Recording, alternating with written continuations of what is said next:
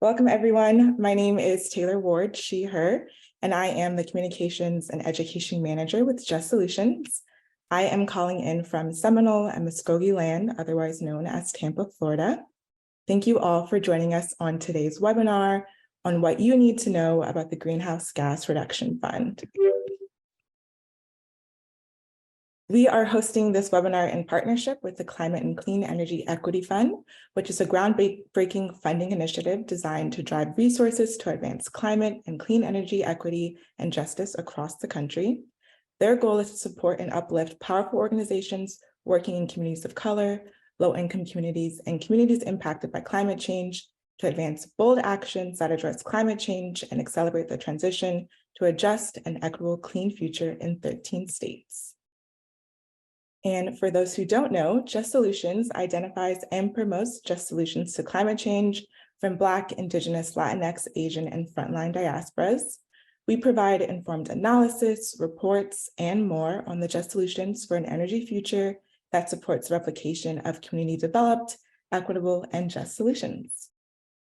In today's event, we will hear from experts on what we need to know about the EPA's Greenhouse Gas Reduction Fund, and how organizations and nonprofits can participate and prepare for the $27 billion in funds for environmental justice communities. We will discuss the updated parameters of the Greenhouse Gas Reduction Fund, as well as how green financing can be a tool to leverage project funding and ways to potentially engage in funding opportunities. The agenda for today includes presentations on the basics of green financing. Then we'll review the Greenhouse Gas Reduction Fund, what it entails, and discuss these two programs that are within this fund.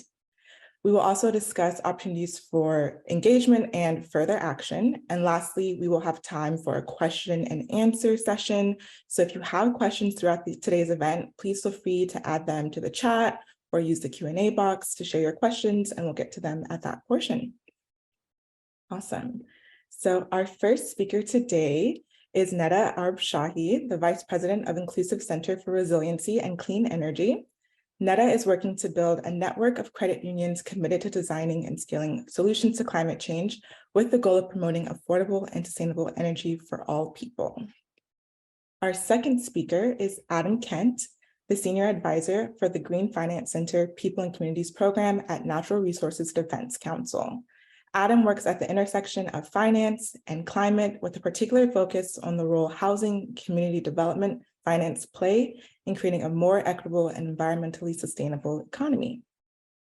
We also are joined by Sylvia Chi, Senior Policy Analyst at Just Solutions, working on federal policy and financing. Her role is to further policy innovation, foster peer learning, and help to build greater capacity for BIPOC frontline groups. And with that, I will turn it over to Adam Kent to get us started on Green Financing 101. Thanks, Taylor. Hi, everybody. Excited to talk to you today a little bit about the Greenhouse Gas Reduction Fund, but we figured we'd start a little bit, back it up a little bit and just talk really quickly about green financing in general, just to ground our conversation today. So when we're talking about green financing, what do we actually mean by that? And really, we're talking about how are we using public dollars and also private dollars to accelerate the transition to clean energy, to address climate change and other environmental impacts, and also create more resilient communities.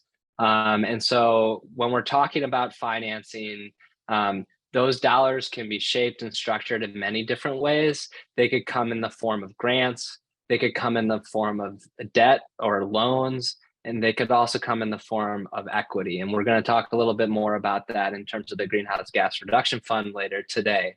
And these dollars can finance and do a number of projects that all kind of are focused on reducing greenhouse gas emissions and other forms of air pollution and other forms of pollution. So when you're thinking about renewable energy like community solar or rooftop solar, when you're thinking about building decarbonization, all of those projects have a benefit to the climate and can kind of be considered as part of kind of the green finance project ecosystem. And really a big part about green finance, and it's also kind of has roots in community finance, is how are we proving and creating new markets that can be where more money can flow into to drive positive change. So how are we using limited public resources to crowd in other resources to really get to scale? And we'll talk a little bit more about that as well. The next couple of slides will walk through a couple of different like sectors in the finance kind of nonprofit finance ecosystem that we really think are going to be key players in the greenhouse gas reduction fund. And then we'll kind of go into a little bit more detail on the greenhouse gas reduction fund. So next slide, please.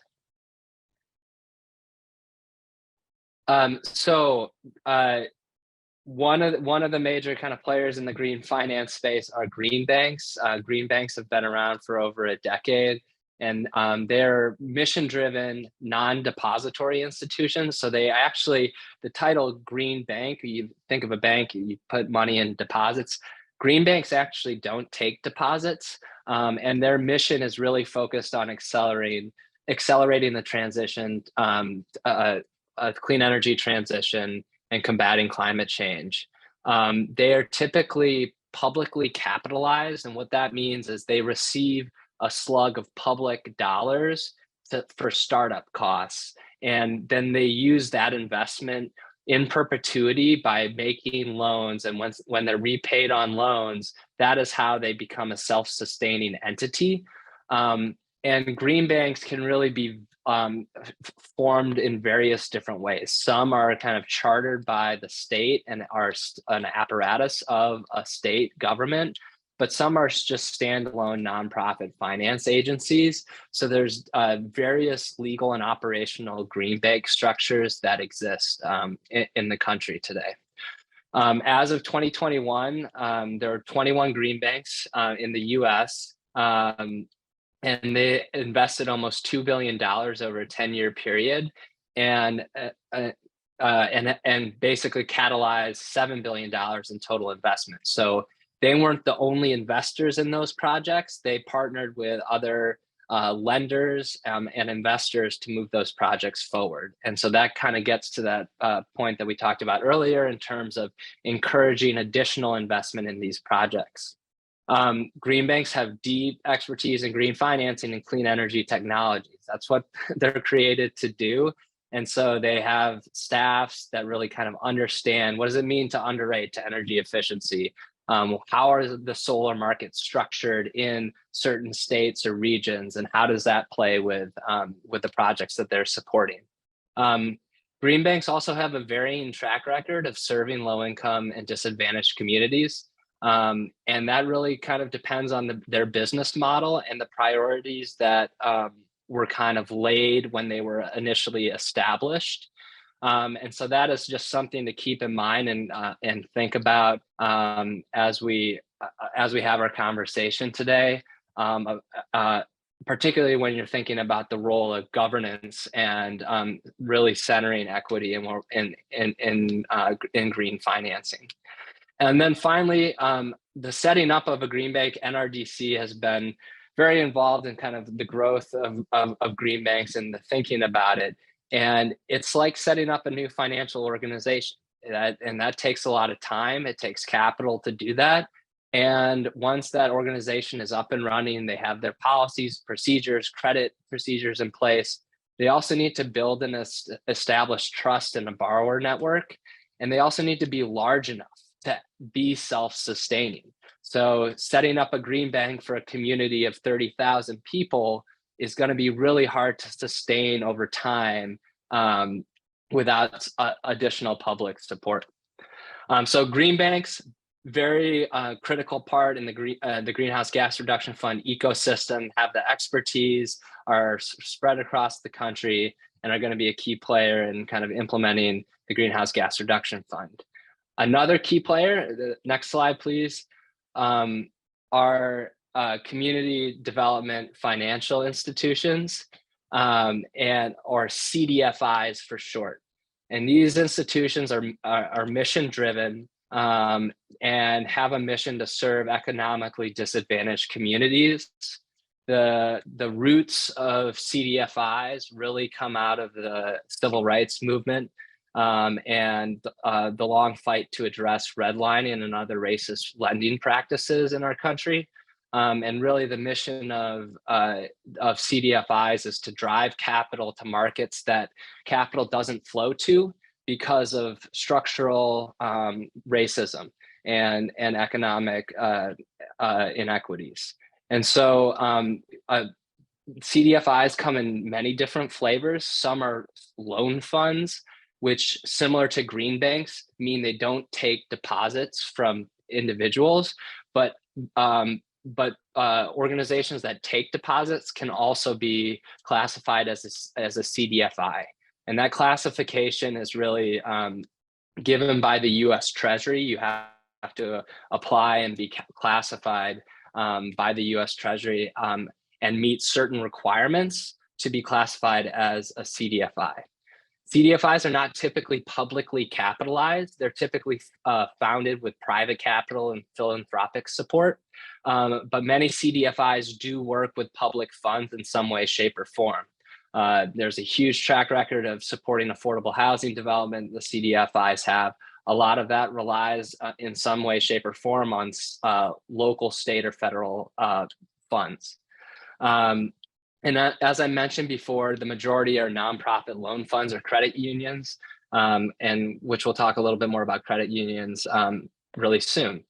Ton of CDFIs, almost 1,400 CDFIs across the country.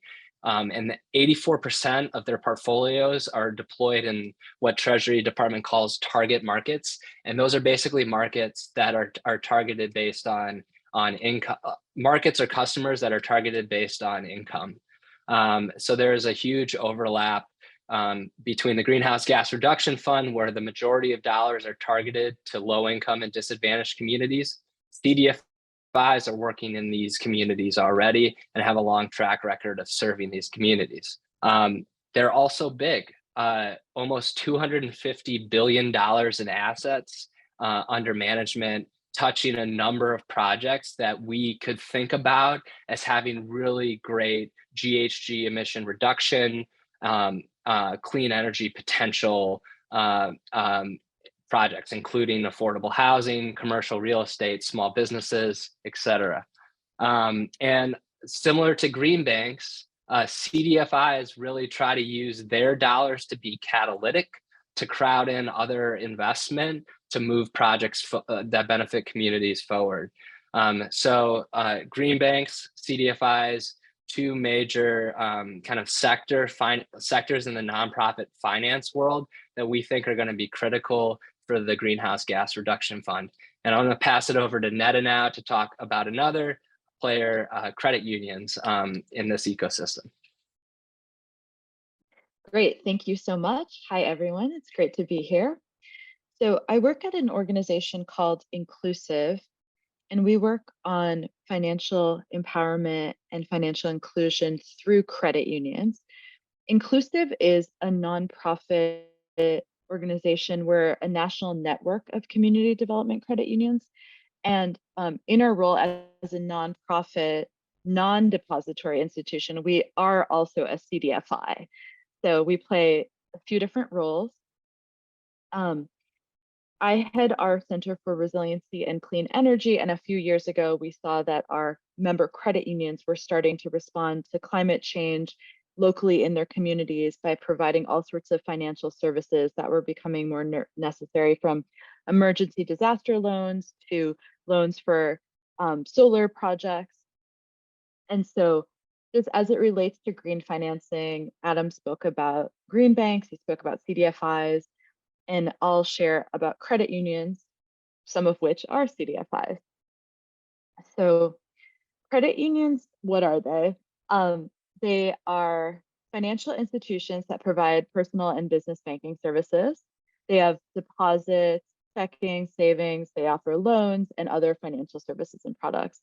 They also, many of them provide financial education, small business services, additional specialized services like in-school credit union branches for colleges and universities. Importantly, they are member-owned. They're owned and controlled by the people who use their services, which are called members. So credit unions don't have customers, they have members. They have a volunteer board of directors that's elected by the members and made up of the members who manage it. And the board of directors helps to manage the credit union. They're not for profit, which is slightly different structure than nonprofit. So they're not for profit financial institutions. They have a cooperative structure, and they operate to promote the financial well-being of all their members. So with the cooperative structure, one member's savings becomes another member's loans. All the profits are returned to the members in the form of reduced fees, higher savings rates, lower loan rates. And so they really do create kind of a positive feedback loop. Also importantly, they are regulated. So most credit unions are federally chartered, and that means that they're also regulated by the federal government. And also most of them are federally insured by the government. So they're regulated by a part of the government called the National Credit Union Administration, NCUA. They're insured up to $250,000 per share owner, meaning per member, per credit union, so similar to banks. And that's through the National Credit Union Share Insurance Fund, which is also managed by NCUA. And how many are there? There are about 5,000 credit unions. They serve across all 50 states, Washington, D.C., the US Virgin Islands, and Puerto Rico. They have 130 million members. So about a third of the country belongs to a credit union, and they have 2.17 trillion assets under management. So they have significant reach across the country. Next slide, please. So a little bit more about credit unions, maybe more than you bargained for. So there is a subset of credit unions that we an inclusive called community development credit unions. And that's the main group of credit unions that we support through our membership. These are credit unions with the mission of serving low and moderate income people in communities. And they specialize in serving populations that have historically had limited access to safe financial services. So I just wanted to point out a few types of CDCUs. These are also government designations. So these are granted by the government, monitored by the government, taken away by the government if the requirements aren't met. So they have kind of an extra layer of assurance. Minority depository institution, both credit unions and banks can be designated as minority depository institutions. This means a majority for credit unions, it means the majority of the members, the board of directors, and the communities served fall within any of the eligible minority groups, which are Black American, Asian American, Hispanic American, or Native American. The next group is low income and there are about 515 minority depository credit unions. Next group is low income designated credit union. There are about 2,600 of these. And that means that more than half, the majority of the membership has to meet low income thresholds based on data from the US Census Bureau. And then the last one is CDFI credit union, which there are about 530. And that's same requirements as other CDFIs. 60% has to be low income or meet the CDFI target market. Okay, next slide, please. Okay, I'll be back. All right, so the main event is the Greenhouse Gas Reduction Fund. You've probably, if you signed up for this webinar, you've probably heard a little bit about this. So we'll start really, with a broad overview here, and then we'll get into more detail.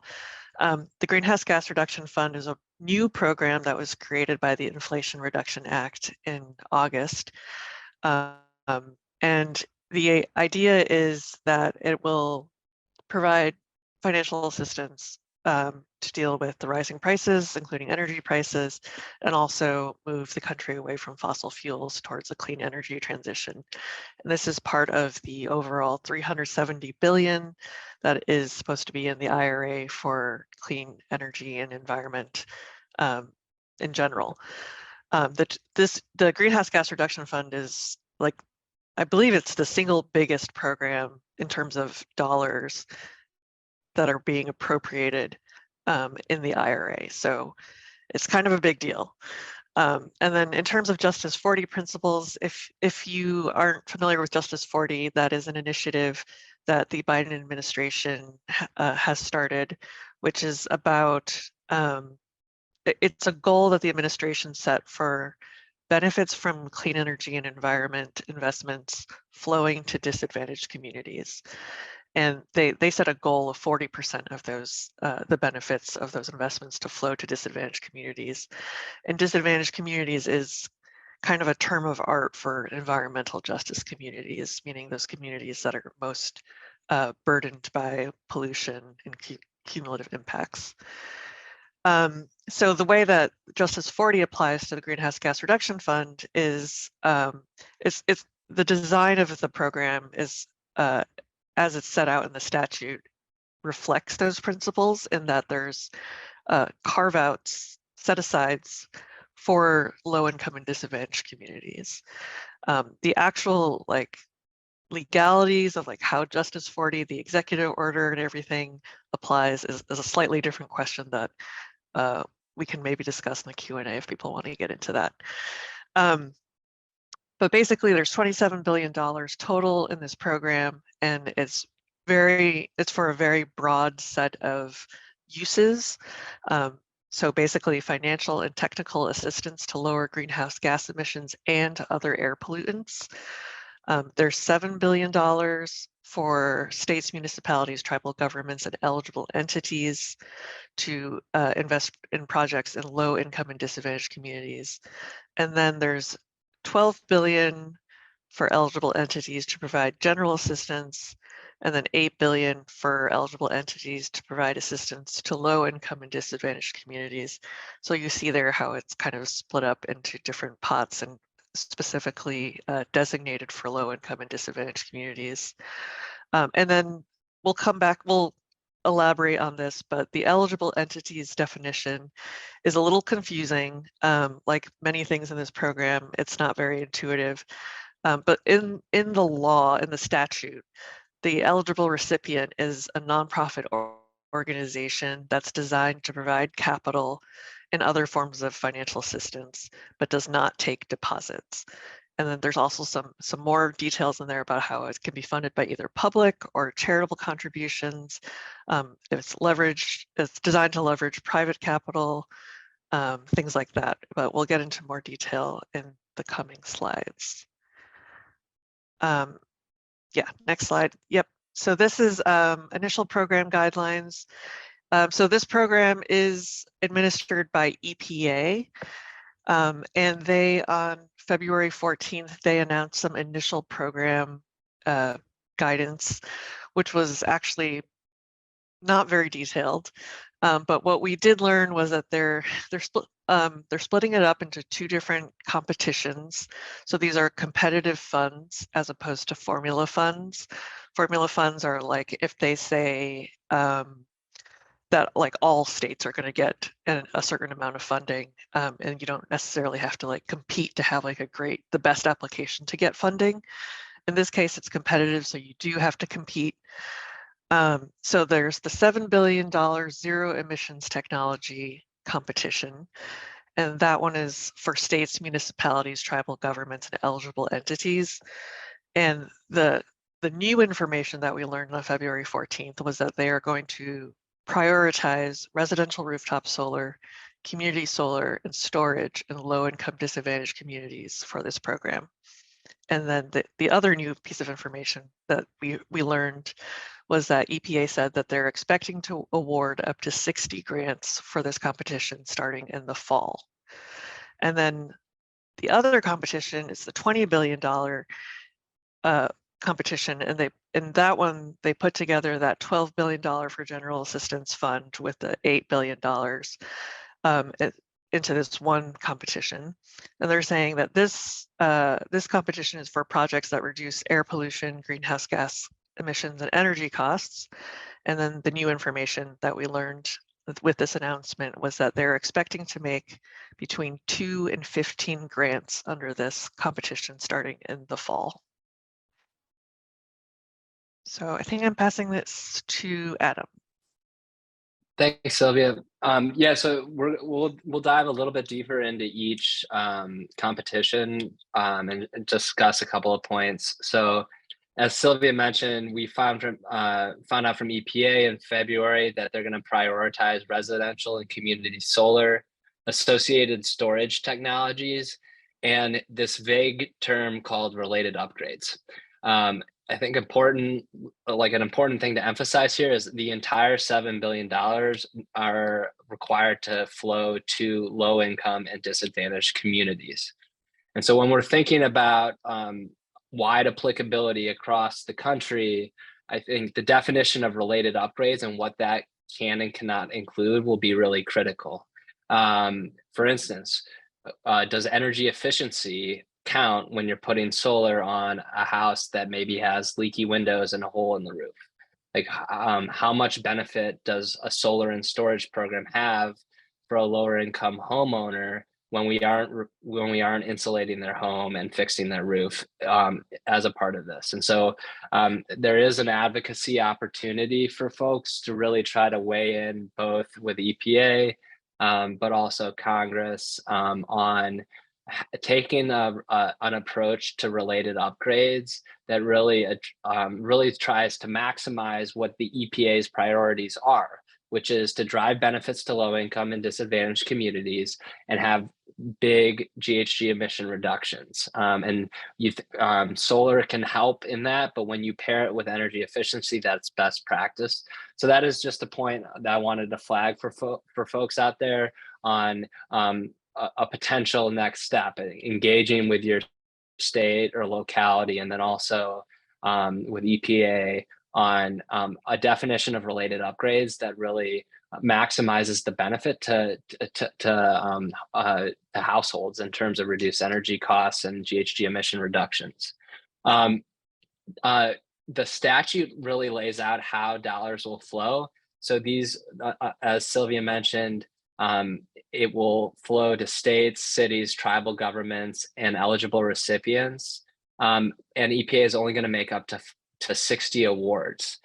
So if you do the math on that and you try to read the tea leaves, it does seem to be kind of really oriented to state-based awards. However, it's up to 60, and so there could be some real opportunities for cities to apply, to maybe form a coalition and apply jointly as well. And the timeline is really aggressive. The application will be introduced in early summer, and then and close within a couple months after that. And all the funds need to be obligated by the end of September 2024. If we can go to the next slide, please. So just how could this potentially look? Again, a lot of details. We're still waiting on a lot of details from EPA. But the way this could potentially look is up at the top, you have EPA with their $7 billion for zero emission technologies. They do the competition, and this state competitively wins a $200 million grant from EPA under this program. And what could they do with that money? They could potentially partner with a green bank or a CDFI who has developed a solar lending program and sub-grant maybe half of the award to that nonprofit lending institution that would then use that capital to make low-cost loans for residential or community solar. And the state could also, because this is both a financing program but also a technical assistance program, could also use that to fund workforce development or a business program to really spur more local businesses in the solar space. So this is just a very hypothetical example with the limited details that we have, but we just wanted to show a potential kind of how does this actually translate to a project, like to a program on the ground. And what we kind of didn't show here is how would these potentially work together. So you could see, for instance, a smaller scale solar, a solar developer that is focused on delivering solar to low-income homeowners. They can maybe get business support from the state program, and then as well as get access to low-cost financing that they could use with their customers on the ground as they're installing solar on their roofs.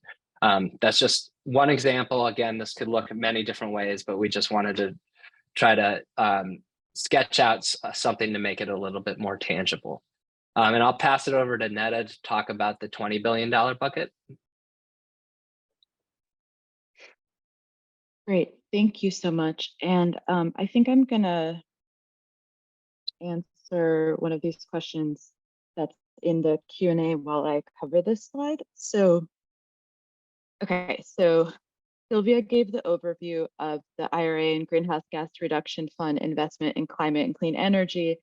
Adam spoke about the $7 billion competition, and the bigger competition is the $20 billion competition for general and low income assistance. So this will go to eligible entities. Importantly, an eligible entity, it has to be designed to deploy capital, and it has to be a nonprofit institution, and it cannot be a depository institution. And so someone had asked about a school district, and likely that wouldn't qualify because a school district is typically not designed with the main purpose of deploying capital.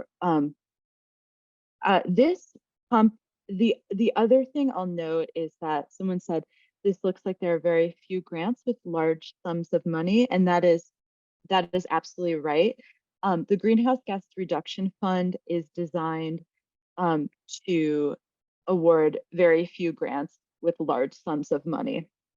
So the EPA is managing this program, and they don't receive a lot of money themselves to manage it. And so, for example, this grant, this $20 billion will only go to between 2 and 15 awardees.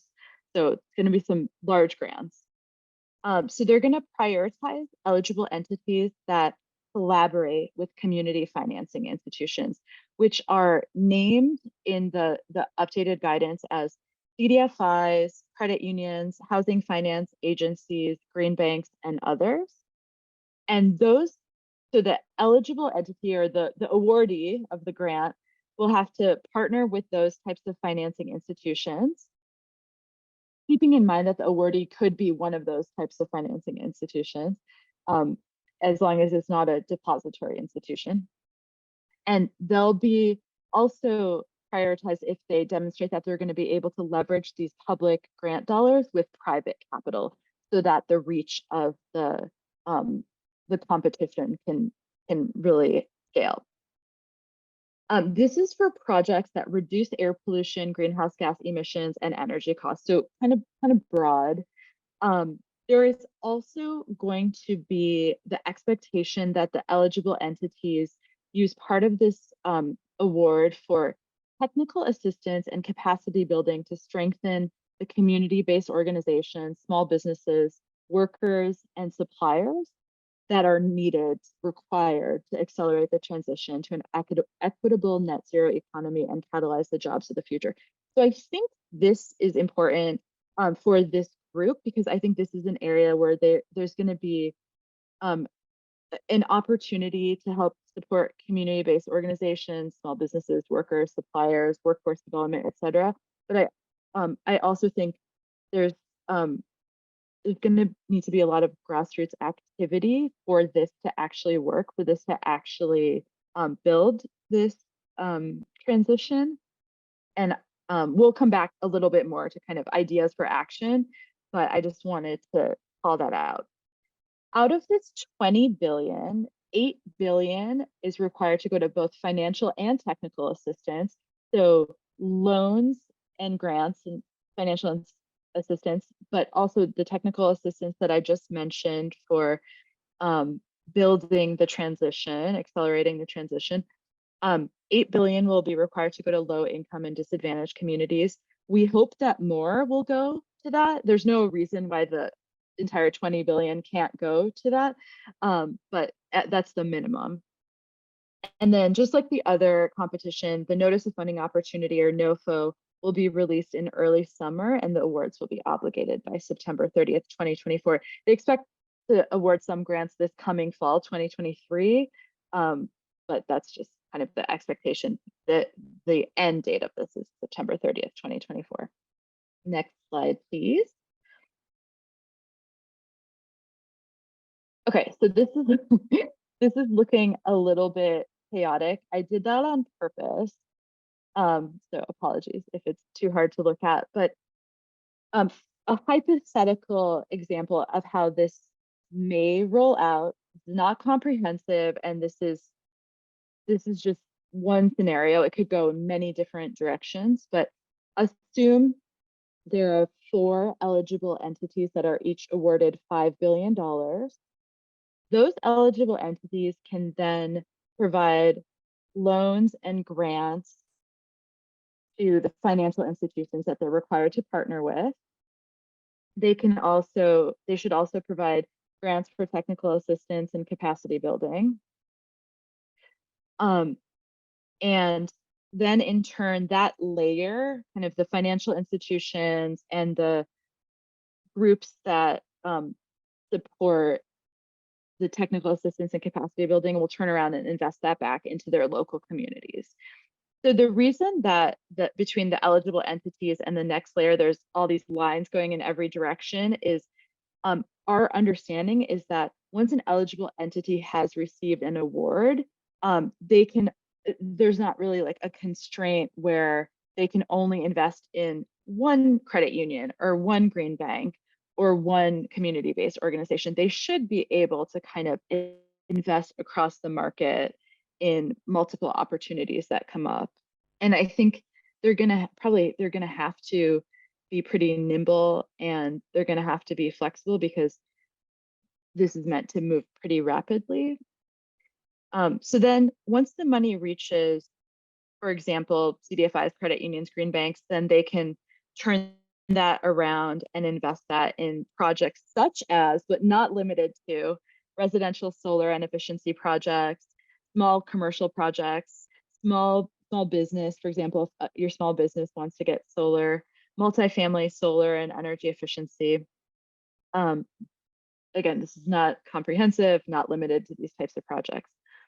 For the technical assistance and capacity building, there are lots of directions that could go as well, but we imagine there's going to be some sort of loan loss reserve fund available that could help to increase access to lending to the lower income population. So that would kind of allow the financial institutions to lend at a lower risk. There will need to be software platforms or other platform solutions to help scale this work. There'll need to be support of minority and women-owned small businesses, particularly the providers of the energy services, both support in helping existing businesses to stay in business and to grow, but also support in helping new businesses get started. Additional workforce development, training. There are a lot of, there's going to be a huge gap in trained, skilled workers that can deploy these projects. And the environmental justice work, I think, will have to be very pointed and targeted, because I think without that, this just won't reach the people that it needs to reach. So I think that none of this really works without the environmental justice community being part of the deployment of this work. Okay, I think the next slide is back to Sylvia. or Adam. I think this is back to Adam. Yeah, and but Sylvia and Netta, please feel free to jump in as we're kind of going through this. And so we'll be wrapping up soon, but we just kind of wanted to provide some guiding questions as there's still a lot that we don't know about how this will be structured, but what does this actually mean for you on the ground in your community or your city or your state? And so I mean, just in terms of kind of how to potentially think through this potential opportunity, I think is first just to ground yourself in what your organization or your community is trying to accomplish. What are the outcomes you want to see? And how does it relate to kind of the initial guidelines as we understand them now of this program? And then really from there, once you kind of have an understanding of, okay, here are the kind of priorities that we have. What are the institutions, the nonprofit financing institutions who are already on the ground working in your community doing or thinking about? Proactive outreach to them to see if they even know about this opportunity, if there is a willingness to engage on this opportunity. And then kind of based on that, like mapping and assessment, is there something that exists? Because that's a lot quicker than setting up a new entity. But if not, or if there's not a desire, what are potential opportunities to either work to have somebody expand into your community or create kind of like a new green bank? Again, the creating of a new entity is a very long process, and there's a lot of consideration that needs to be made. We know that there's a lot of momentum in certain parts of the country where there is already legislation kind of put forward around this. Now, especially like now is the time to engage on that. If that is at all moving forward, making sure that you have the ability to weigh in on guardrails in terms of governance, prioritization of low income and marginalized communities in the actual founding statute of those institutions is going to be critical. I've looked at a couple of green bank legislation, proposed legislation across the country, and there hasn't been set-asides like the Greenhouse Gas Reduction Fund for low-income and disadvantaged communities in many of those places. And so if there is a movement in your state or to create a green bank, now is the time to really try to engage to see if governance principles and equity principles are ingrained in that process. On the $7 billion program, which again is primarily targeting residential and community solar, what are your city and state energy offices or your governor's office? What are they thinking about right now in terms of the opportunity for this program? Again, only 60 awards are going to come out of this, which makes us think that it'll probably be primarily a state-based process. So what is your state thinking? What is their strategy? Do they know your priorities? And if you show them how your priorities fit in with the objectives of this program, we think that's a good first step on the $7 billion bucket. And then on the $20 billion bucket of competitive funding, who are your local financing institutions before? What are they thinking about in terms of the Greenhouse Gas Reduction Fund? What is their strategy?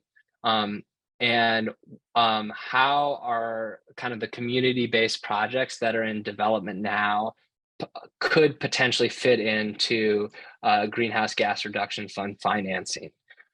There is going to be, we think there will be a major need to deploy these dollars. And so if you are coming to these nonprofit lenders with a pipeline of projects that need to get developed, but have a clear on-road to Greenhouse Gas Reduction Fund financing, that is going to be something they're going to want to hear about.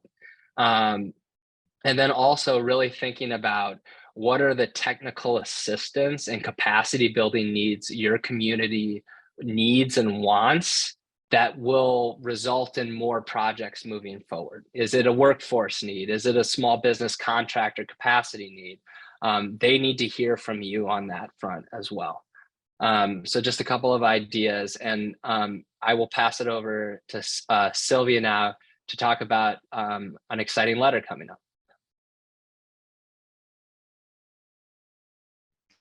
Yeah, so as we've been trying to kind of outline, there's a lot of potential in this program, but there's also a lot that's underdefined. And so I think there's a lot of questions about how this program will, how successful the program will actually be in terms of the goal of trying to benefit low-income and disadvantaged communities when it comes to how these projects are deployed. So one thing that our organization, Just Solutions Collective, along with several partners, have been working on is developing a list of best practices for governance and equity that we're going to ask the applicants for those 2 to 15 grants to publicly commit to. And the idea is to get them to commit to these robust governance structures and processes that center equity and environmental justice, so that there's meaningful accountability to local communities and the public.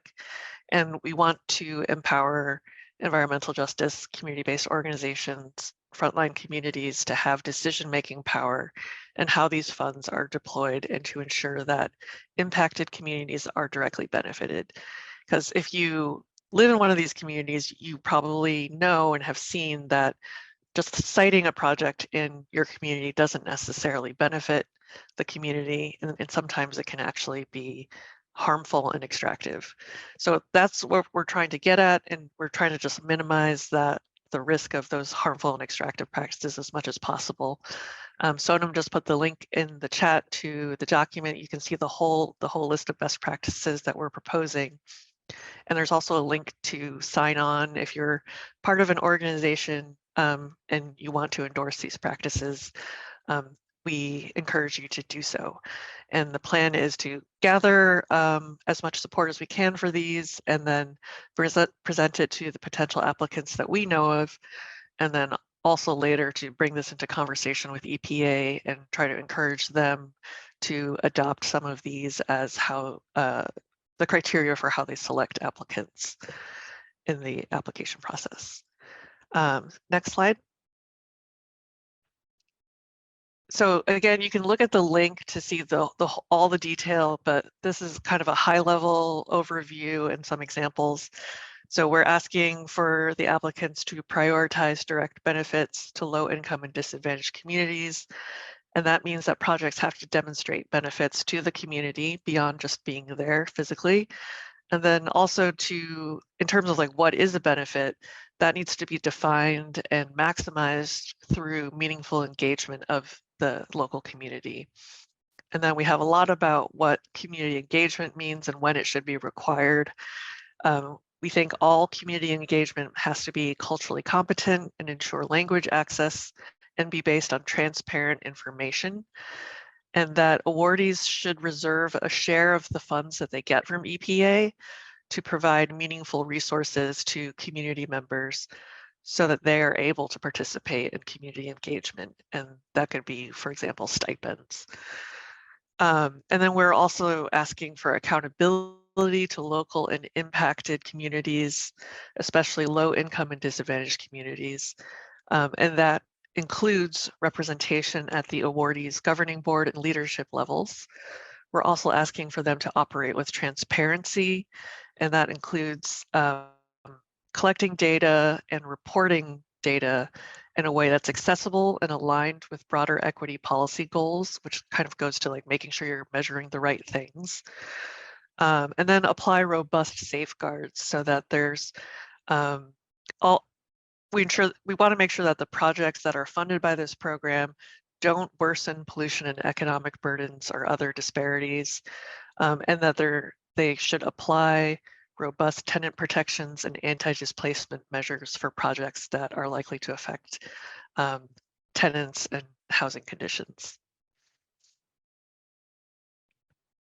I think that's it. So I think we're ready for questions and answers at this point. Awesome. Thank you all for that great presentation. So informative and so helpful. So yes, we're going to dive into the question and answer portion. If you haven't put in your question yet, please feel free to use the Q&A function to add your question, and we will be answering them now. So to get us started, the first question is, what would an eligible entity be? And one that isn't already a CDFI or a credit union, and if you all could share an example of that.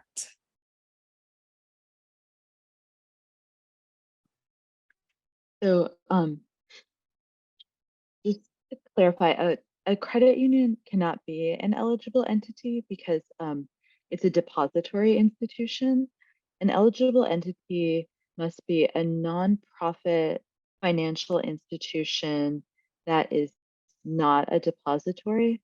So a CDFI loan fund or a green bank, and I'll look to the others to see if there are other types of financial institutions that you want to mention.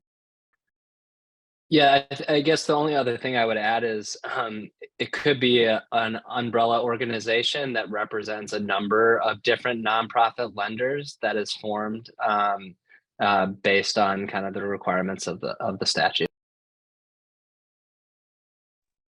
Yeah, and just to add one more piece, in the statute, it requires the eligible recipient to be able to provide support to projects at the local and state and national level.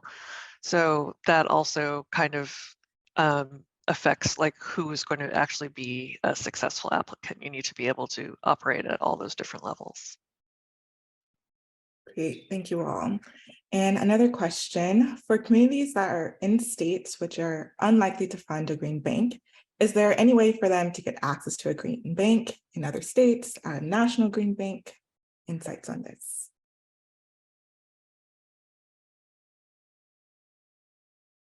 I'll start. So there are definitely some existing financial institutions, including CDFIs, that are in some of those states.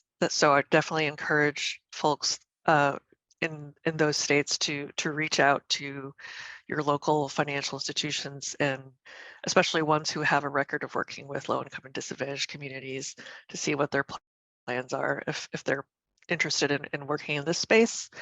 And then in terms of states, if access to other green banks, I have not heard of any specific plans to start a new regional green bank, but I think what we're likely to see is that if we have some kind of umbrella, we'll probably have more than one umbrella organization that ends up getting awarded. And then that umbrella organization may be able to provide loans to at the community level in different states. So the ecosystem is unclear at this point, but there's a lot of different potential ways that it can work out. Yeah, and that's right. And I'll also just note, right now across the country, in addition to the, Adam, did you say there are 28 green banks? 21 as of 2021, I think. 21 green banks. There are also over 400 community-based financial institutions, which are made up of, those types of institutions we mentioned: CDFIs, minority depository institutions, low-income designated credit unions, community development credit unions, et cetera. There are over 400 of those that actively have products to support green projects. So they have dedicated green loans, or they make dedicated investments in green projects. And these, again, are the financial institutions that already support low-income communities and communities of color. And they design their products specifically to support those communities. So if you are in a location where you don't have a green bank and you want to figure out who are the financial institutions in your area that already operate in this space, I'm happy to have you reach out to me, and I can drop my email in the chat, and I can just let you know who in your area is already working in green finance. And I'll put my email in the chat. if I can find the chat. Awesome. Thank you. And following up to that question, any suggestions for folks organizing in red states that their states may not apply for this fund, and how they can either access those funds through advocacy or applying directly themselves? I'm happy to share an initial thought, and please add on. One thing that we recently took a look at EPA's climate pollution reduction grants, which are flowing through states. And EPA asked states to indicate whether or not they were interested in applying for funds or accessing funds. And I think only 4 states did not say they were interested in accessing funds. And so this is maybe the eternal optimist in me, but there could be a really good opportunity that even if you're in a red state, that your state could potentially A, already want to access this, or B, could be convinced on that. And so that's, again, I think, especially given kind of, I saw in the chat, kind of like state level capacity, city level capacity, if there is already a program that the state thinks aligns with this, that they could use these dollars to plus up, expand, et cetera, that could be a good initial like door opening conversation with that state office to see. But that's just an initial thought. I don't know if my co-panelists have any other.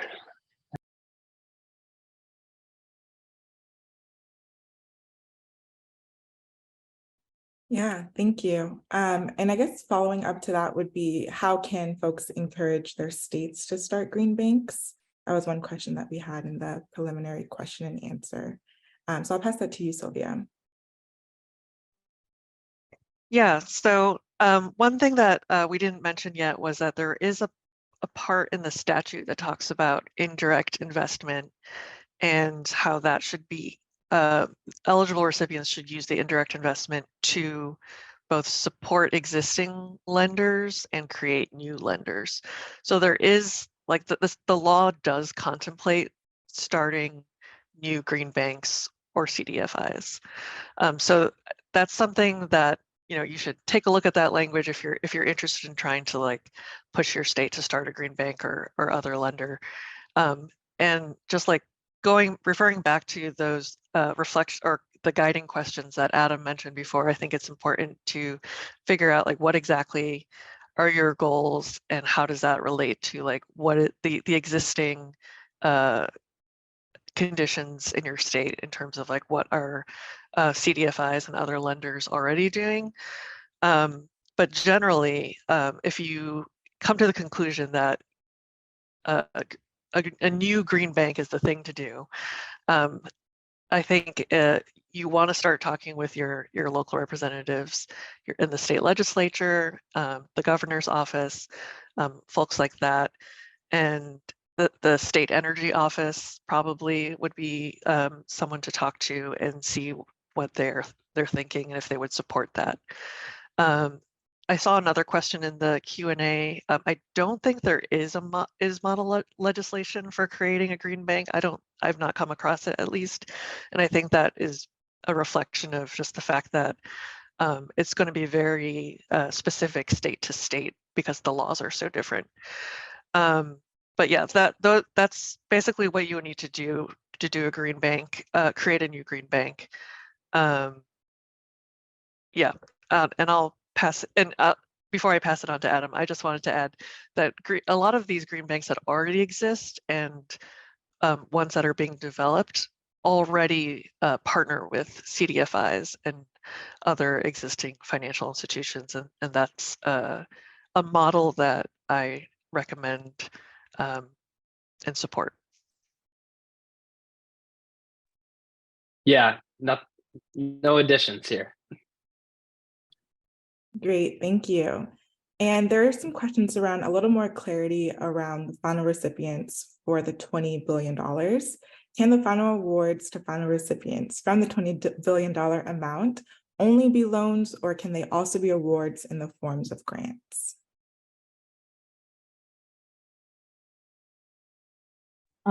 Yeah, they can be in the forms of grants. So caveat, we haven't seen the final guidance yet. We haven't seen the notice of funding opportunity, but as of right now, our understanding is that not only can they be grants, but some of these dollars should be grants, though most of them are expected to be loans because this is meant to establish a fund that kind of recycles and lives on in perpetuity. But we have not seen any restriction on in offering some of these dollars as grants.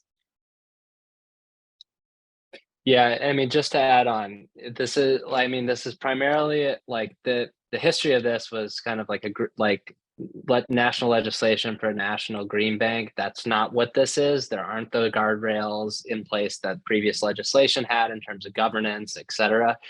But it's financial assistance and technical assistance. And so there should be, and we've been advocating for, a significant consideration to be thought about in terms of the technical assistance and capacity building needs that the nonprofit lenders will need, that communities will need, and that even like projects will need. And I think a big question is, how are we building demand for these types of clean energy projects in communities that have been just dramatically overlooked in this clean energy transition thus far. And so dollars will flow down as grants. There will be financing packages, but there also, we hope, will be a significant consideration for the technical assistance and capacity that we need. Great. And so to restate and confirm, this is one question.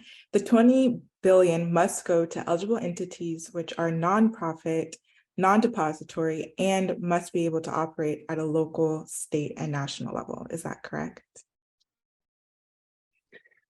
I think it's still an open question on what levels they will be required to operate on. That is an open question, and EPA hasn't kind of come down on one way, shape, or form. But that is correct in terms of eligible recipients being nonprofit lenders that do not take deposits. Yeah, I think the way the statute is written is very funky, I would say. But it does say, like the direct recipients shall provide assistance to projects at those different levels. So that's where my interpretation of that comes from, but we'll see exactly how EPA interprets it. Mm-hmm. Yeah, I think that's right. I think EPA is trying to find awardees that can reach as much of the country as possible, sort of on their behalf, and get these dollars as close to the ground as possible. So it shouldn't just stay at these like large infrastructure projects. The eligible entities need to be able to get the dollars to local residents, local communities, but they also need to be able to kind of operate on behalf of the government to spread the money just in general. So I think that's partly why it's worded like that. Thank you. Another question, what can advocacy or activist organizations do to support the best practices for equity and governance pledge of grant recipients and ensure that they are adopted? That's a great question that I'm trying to think about a lot lately. So don't know the full answer yet, but I think the first step is signing on to endorse if you can, and sharing it to other organizations, especially environmental justice and community-based organizations. And then we need to figure out what that accountability will look like in terms of actually making sure that folks who agree to the pledge stick to it. And I think that's still an open question. Great, thank you. Another question is, how can this work be scaled to help the most vulnerable? Are there any clear-cut directives? I'll pass this one to you, Sylvia. Yeah, that's a good question. There aren't any really, I would say that the directives are not clear-cut enough. Like we mentioned, there are some carve-outs for low-income and disadvantaged communities, but it's not a given that the projects that are funded by those funds will actually benefit them. And then within low-income and disadvantaged communities, we still don't know whether there will be any requirement to target it to like the most vulnerable within that. And also to note that like their EPA hasn't defined low income or disadvantaged communities for this program yet. So people often ask, what does low income or disadvantaged communities mean for the Inflation Reduction Act? There's no one universal definition across the whole act. It varies from program to program, and EPA hasn't said yet what they're thinking in terms of low income or disadvantaged. I think it's most likely that disadvantaged community will be defined according to the Justice 40 definition and the White House CEQ's Climate and Economic Justice Screening Tool. But we don't know yet how they will define low income for this program. Thank you. And then a question on Justice 40 and how it interacts with this. So is Justice 40 not a mandate for the use of IRA funds? Wouldn't this serve as a guardrail? I'm all for continued advocacy for accountability and transparency on use of the funds because we've often seen funds not go to supporting low income and BIPOC communities. But I thought that Justice 40 would be helping to ensure this. Any thoughts on this one? Well, I guess so just to clarify, my understanding is Justice 40 is a whole of government initiative, not just IRA. That said, for the Greenhouse Gas Reduction Fund, 15 billion is so 7 billion from the what is it called? 7 billion from the low income solar, rooftop solar and storage, and then 8 billion from the 20 billion competition are carved out for low income and disadvantaged communities specifically. And so I think the idea is this is just my interpretation. There's Justice 40, but then on top of that, they went ahead in this fund and set aside 15 billion, which is more than 40% of the fund for low income and disadvantaged people. Yeah, so Justice 40 it's often talked about as like an initiative. It's the way it's operationalized is through like an executive order and some memos that the Office of Management and Budget have put out. And the executive order indicates that like it's the goal of the administration that 40% of the benefits from the investments go to those disadvantaged communities. And then how they actually define and calculate the benefits for Justice 40 purposes has not been made public in general.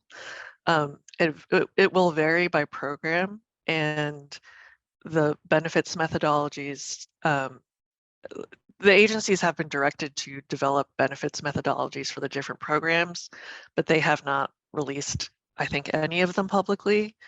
And the executive order also talks about how Justice 40 applies to specific covered programs. And none of the programs in the IRA have been officially designated as covered programs yet. I think they will be, but I think it is the case that they have not yet been officially determined to be covered programs. So we'll see when that happens, and then we will see how they interpret benefits. They may just say, do it by like the dollars spent in those communities, which I think is an imprecise but not totally unreasonable way to track it. Great, thank you. And another question is the EPA, I think Netta, you just answered this one, but is the EPA likely to release any guidance, any further guidance ahead of the summer? If you want to answer that one out loud. So I just had said the EPA has not made any commitment to provide any additional information before they release the NOFO this summer. They did commit to doing kind of community roundtables around the country where they would gather feedback from people, which is not the same as providing guidance. But we've not seen, at least I don't know if Sylvia or Adam, you've seen anything. I've not seen anything announced or scheduled for that. They did have kind of a impromptu feedback session for the $7 billion competition a few weeks ago. So they might do more kind of public forums or feedback sessions. And I kind of expect, because of the way they've worded everything, that we won't hear too much in terms of guidance until the application comes out. But I could be wrong. I hope I'm wrong. Great, thank you.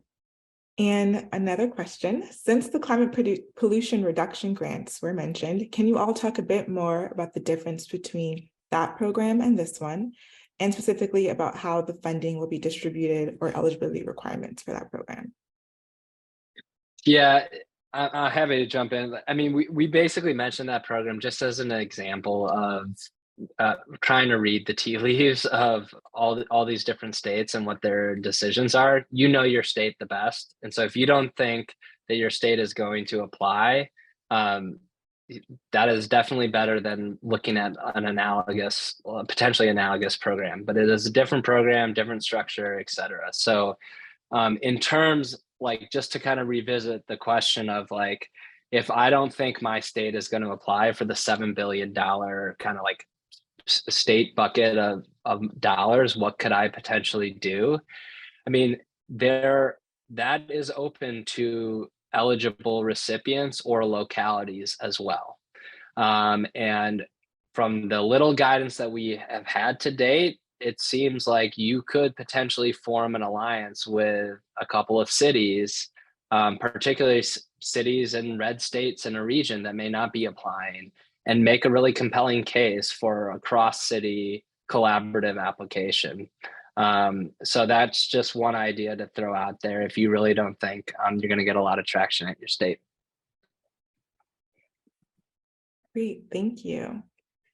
Can you share a bit more about how you see some of this playing out? What is in motion that you see and can share publicly?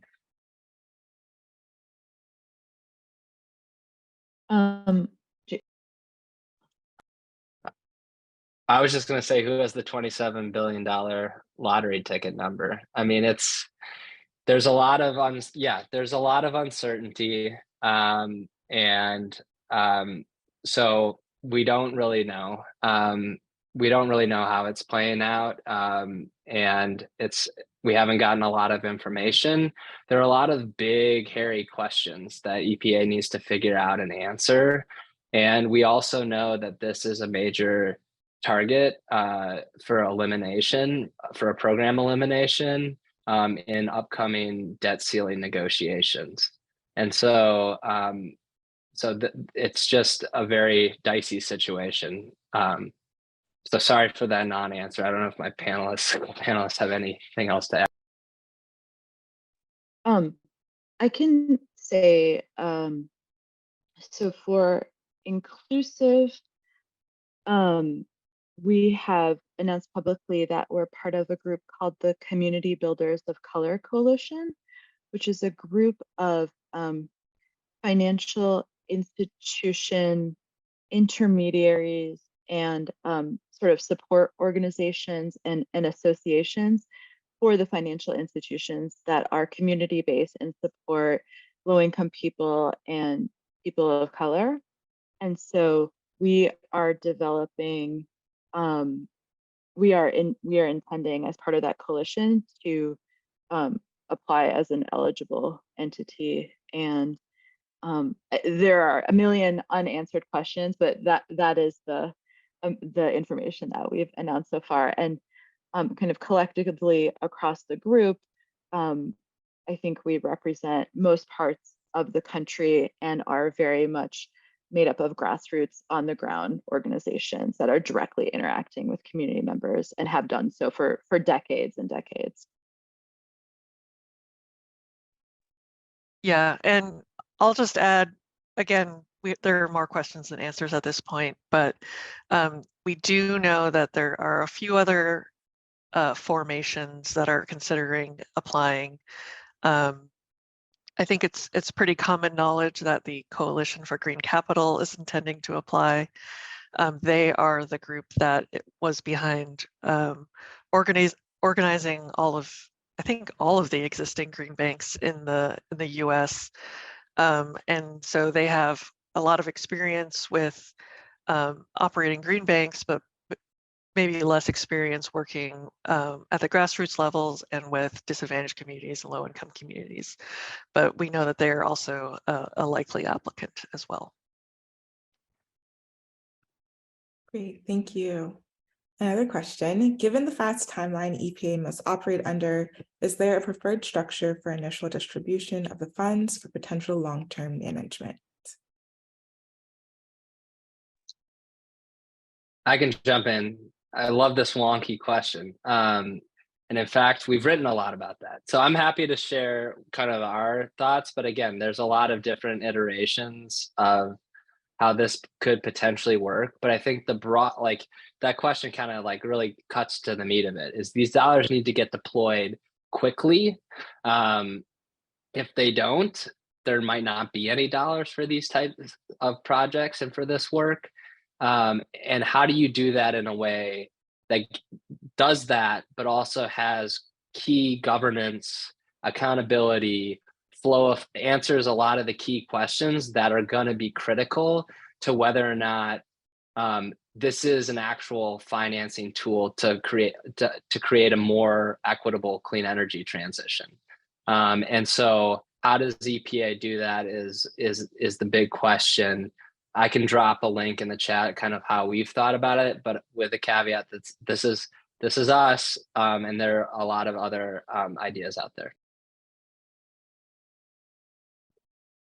Great, thank you. This might get to what you were just talking about, Adam, but what are the gaps in our current knowledge that further research could address?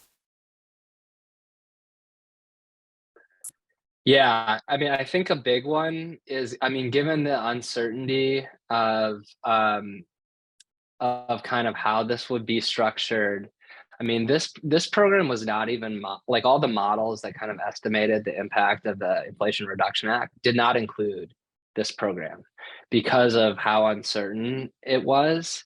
And so we need to get to a point where we can where there is a little bit more, we understand kind of like the general parameters, and we can talk about the impacts that this program will have. And so I think like the quantitative analysis on an empirical analysis on what the potential this program has will be critical.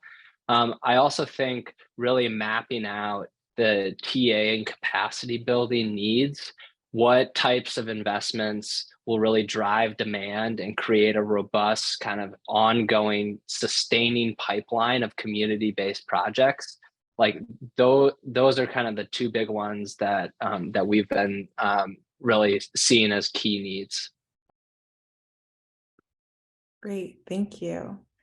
Another question, what are we going to look for towards metrics / accountability to measure or assess how well they've done on equity, especially given such a big scope?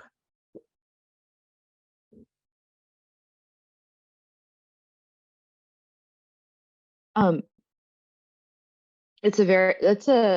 would say that's not a simple answer, but I'll say one part of it that we've been thinking about a lot, which is that as we outlined earlier in the session, there are a lot of institutions that are already designed to focus on equity outcomes. And they're regulated by the government, and they have spent years to carefully and thoughtfully developing ways to report on that. And so particularly when thinking about, I don't love the terms low income and disadvantaged, but particularly when thinking about the target for this fund, it shouldn't create an administrative and reporting burden to deploy these dollars. Groups that are already well versed in how to get the dollars out to low income and disadvantaged members of the country / communities should be able to do so quickly and use their existing methods. So example, if you're a certified CDFI, then we've recommended that using the CDFI criteria be allowed for this, because that's already been kind of a demonstrated approach to delivering on equity goals. Same with minority depository institutions, same with low income designated credit union, etc. But like I said, it's not a simple answer. There is a lot more to think about and address with that question. Great, thank you. And then a question for you, Sylvia. What steps are organizations taking to enhance the education of greenhouse gases in disadvantaged communities?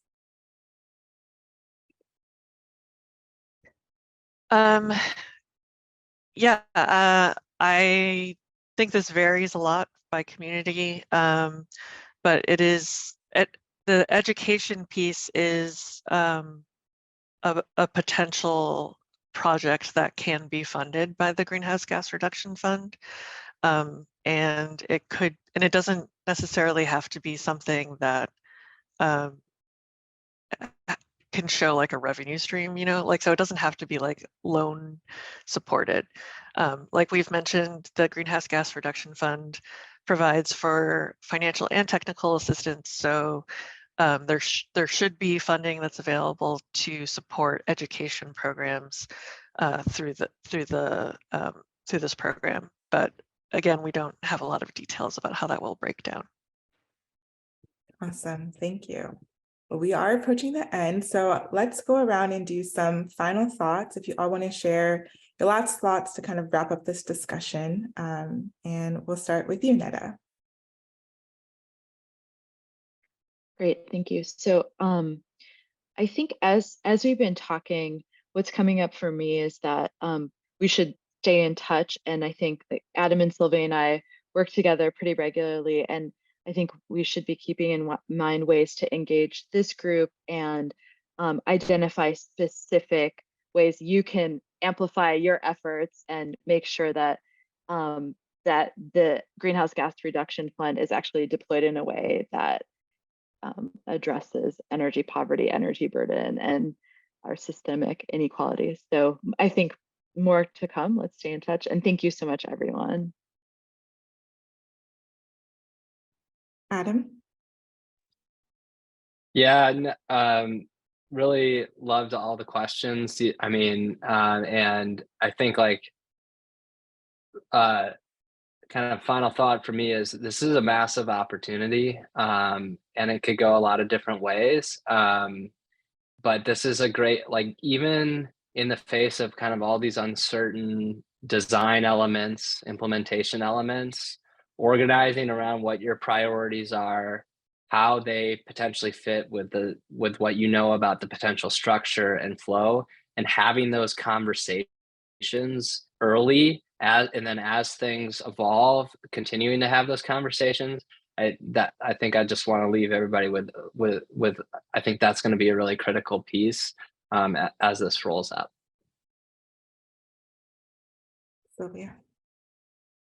Yeah, I agree with what Neda and Adam both said. I think if you are part of a community-based organization, definitely start having conversations with your local financial institutions, your state energy office, as whatever your priority, depending on what your priorities are. And then also, if you're thinking about developing a project, it's a great time to just start working on the details of that and getting as close to ready to apply for funding for your project as you can at this point. Great. Thank you all for those insights. And thank you everyone for attending. Really appreciate it. Oh, wrong screen. Really appreciate it. I just dropped the post-event survey in the chat, so please feel free to take that, let us know your thoughts. If you have further questions, please feel free to leave them there. And if you'd like any other follow-up conversations, let us know in that survey. I want to thank the team at Equity Fund for helping us put this webinar on today. Really appreciate your help with organizing this event. I will be sending out follow-up materials, including the slides from today, the recording of the event, and the chat from the Q&A. So you will all have access to that. But if there are other things that you need, feel free to reach out to us, and we're more than happy to support. And with that, we'll end. Thank you everyone for your time, and I hope you all have a great rest of your week.